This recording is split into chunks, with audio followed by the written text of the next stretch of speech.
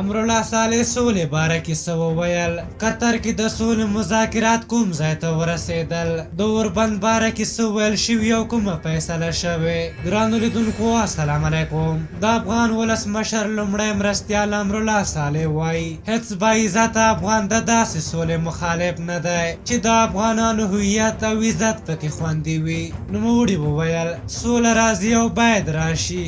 باعزتې سولې ته ټول ملت تږی دی. د ښاغلي صالح په خبره څوک چې د سولې مخالف دی که سل کاله هم جنګ وکړي بیا هم دغه ټکي ته راځي چې تر یوه بام لاندې د سولې خبرو ته کیني.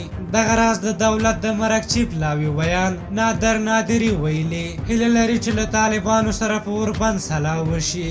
نادري ویلي چې له طالبانو سره په اوربند موافقې ته هیله مند دی او ښایي دواړه خواوې په اوربند سلا شي. خو په قطر کې د طالبانو د دفتر استازي محمد نعیم ویلي جګړه به هم روانه وي او د میز پر سر به خبرې هم روانې وي. دوی وایي تر ټولو ښه بیلګه د امریکا او طالبانو خبرې وې چې کال خبرې روانې وي خو جګړه هم روانه وه.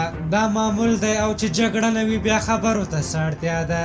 نو د طالبانو له خبرو داسې ښکاري چې دوی اوربند ته حاضر نه دي او غواړي مذاکرات او جګړه په یو وخت کې مخته یوسي. د شنونکو په باور طالبان د دې لپاره اوربند ته حاضر نه دي چې غواړي د جګړې له لارې خپل قوت ښکاره او د میز پر سر ډېر امتیازونه واخلي. په هر حال تر دې د مبین الافغاني خبرو کې بیا یوازې د مذاکراتو په طرز العمل کار روان دی او دواړه خواوې وایي چې اختلافي مسایل ختم کړي او طرز العمل نور په بشپړېدو دی او وروسته به بیا په اجنډا کار کیږي. په هر حال تاسو د امرالله صالح نادر نادري او نعیم وردګ د خبرو په هکله څه نظر لرئ؟ خپل نظرونه مې راته په کومنټ کې ولیکئ. که زموږ ویډیو مو خوښه شوې وي ضرور لایک کړئ. تر بلې ویډیو مې په لویه بخښونکي خدای سپارم. د الله په امان.